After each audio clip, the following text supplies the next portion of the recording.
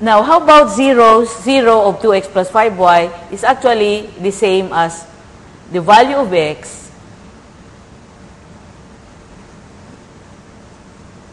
when y is 0. And that is precisely the definition of the x-intercept.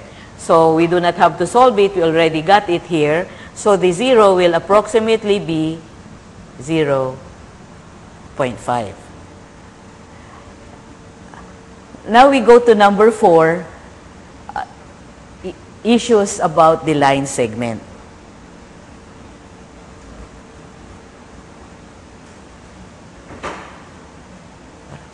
Could you label some 2 points there, Carlo? What will be the, when x is negative 2, y will be correspondingly what? Negative 2. 4 yan, 4. Y equals 1. And when x is negative 3, negative 6, y is negative 1. Oh, perfect. Okay. Now, suppose that we consider the 2 points on this line. We are considering as an example, 2x plus 5y equal to 1. So, linear function, line segment.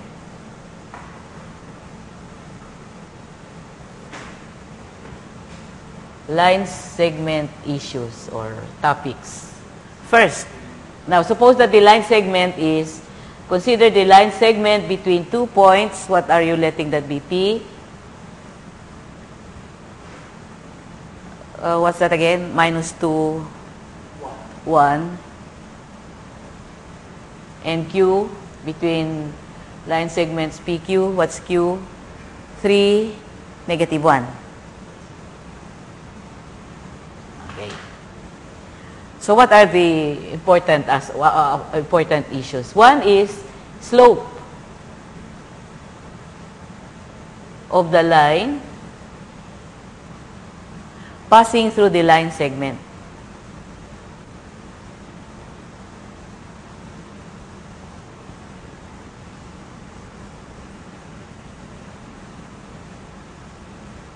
In general, suppose that your 2 points are x1, y1, and q, x2, y2. Now, the slope of the line through the line segment PQ, let us denote that by m of PQ, slope, will be rise over run, or rise means rise or fall, really. The difference between y1 and y2 over run means the horizontal run, either run to the left or run to the right. The formula there for rise will either be y1 minus y2 over x1 minus x2. Or it could also be, you could start with y2 over x2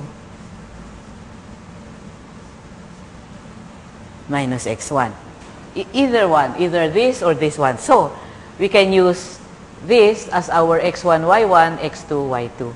So, what do we do first for the slope? Get the difference between the y values. So, 1 minus 1, that becomes plus 1, divided by the difference between the x values. If you started with y here, in the denominator, you should also start with x. So, minus 2 minus 3. So, that will be minus 5. So, that will be minus 2/5. Now, recall when we were able to write our equation as from 2x plus 5y equal to 1, and we solved for y, this was minus 2/5 x plus 1/5. And this one is the slope, because this is, analytically, it is mx plus b. And by definition, we were able to get the same value when we solved for the actual meaning of what a slope is. Another characteristic, of course, of the line is that no matter which 2 points you get on the line, the slope will be the same. So let us try. Could you get another point, Carlo? Any point really. But the thing is, suppose it is not the same. It's not.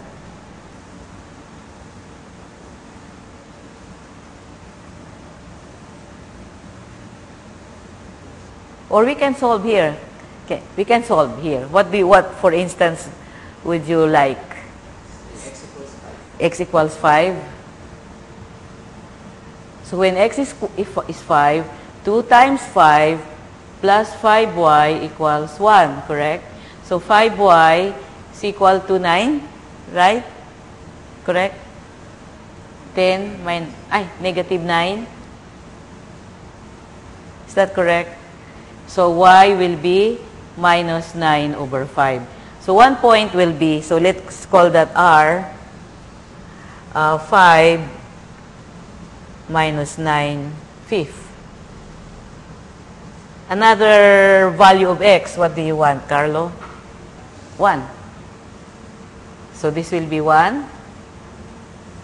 So minus, what's this? This is 2 minus 1. What will that be? Negative minus 1. Negative 1 or minus 1/5. So S will be 1 minus 1/5. Will you plug that again? Also there they are. RS. Yeah, there. So suppose that we get the slope of RS. Slope of RS, we should be subtracting these two, minus 9/5. Those on your seats, please. Minus 9/5. Minus 1/5 will be plus 1/5 divided by 5 minus 1. Or what is this? Negative 8/5 divided by 4. Divided by 4. This is the same as negative 8/5 times 1/4.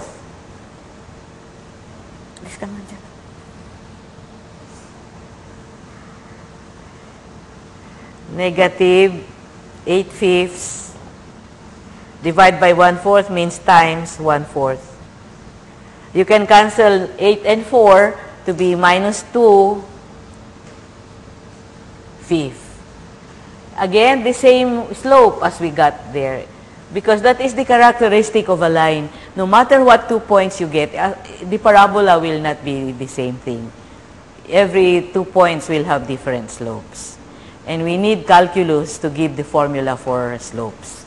Okay, so now slope. So another issue about the line segment, aside from slope, is the midpoint. So to get the midpoint, all we do is to get the average of the abscissas and the ordinates. So we'll give an example later. So second issue, midpoint of a line segment. The midpoint of a line segment, the coordinates are the average of the abscissas. To get the average, divide by 2. x1 plus x2 divided by 2. y1 plus y2 divided by 2. So for instance, in those examples that we had, what are those examples? What's the first? P and what do we want to find? P and Q na lang. Midpoint of PQ. Midpoint will be, first let us write out what P is. P is, the coordinates of P are negative 2, 1, and the coordinates of Q are 3, negative 1. So the midpoint, the abscissa will be the sum of the abscissas divided by 2. So, minus 2 plus 3 over 2, put parentheses there, add these two together, 1 minus 1 divided by 2, which is 0, no? So this will be what? 1/2? 0. Yeah, 0.50. Could you mark that off? Call that capital M. Kung walang M, kahit na anong sunod. So, M is 0.50. You see that? Okay. Another issue of the line segment is the distance between the 2 points. Now, getting the distance between 2 points is actually an extended use of Pythagorean theorem. And to get the distance between 2 points, so suppose we call it distance between P and Q again, that will be square root of the difference of the abscissas, x1 minus x2 square, theorem. The legs are x1 minus x2, y1 minus y2 square. So, x1 minus x2, P and Q, the difference between these two should be minus, no? Minus 2 minus 3 will be minus 5. Is that correct? Minus 2 minus 3 minus 5 square. Be sure that you have to include the minus sign inside the parentheses. No? Because if you just say minus 5 square, you'll come up with minus 25. This is not correct. This is wrong. So, difference between the ordinates. Difference means 1 minus minus 1. That becomes plus. 1 minus minus 1 is 2 square, correct? So that will be, what is minus 5 square? 25. Square root. Square root of 25 plus 4 or square root of 29. So that is the distance between 2 points. Slope, we had intercepts, 0 of a line segment. Of a line. So line segment is part of the line, really. Now we go to, say we consider these two together. So what are the issues when you consider the two together? One is, consider it as a system and solve for their common values. When you solve for the common values, you are actually looking for their intersection. Could you graph this with that line, Carlo, so we can show the intersection? Yan. Okay, good. So intersection of the two. So that is about solving the system. Now, graphically, we are still in graphical method. Could you read the intersection graphical before we solve algebraically and compare? Suppose that we consider the system y equals 3x squared plus 7x minus 49 and 2x plus 5y equal to 1. So, from our approximate by graphical method, what are the values? To solve for the system, we're actually looking for the points of intersection, coordinates of the points of intersection. So, graphical solution. First, we get the coordinates of the intersection. So, coordinates of the intersection, what do you want to call that, Carlo? P? What? P. Okay. Approximately, read it. Give me the approximate. 3 about 3, tapos negative 1. Approximate yan. Ano? Graphical method kasi. How about the other intersection?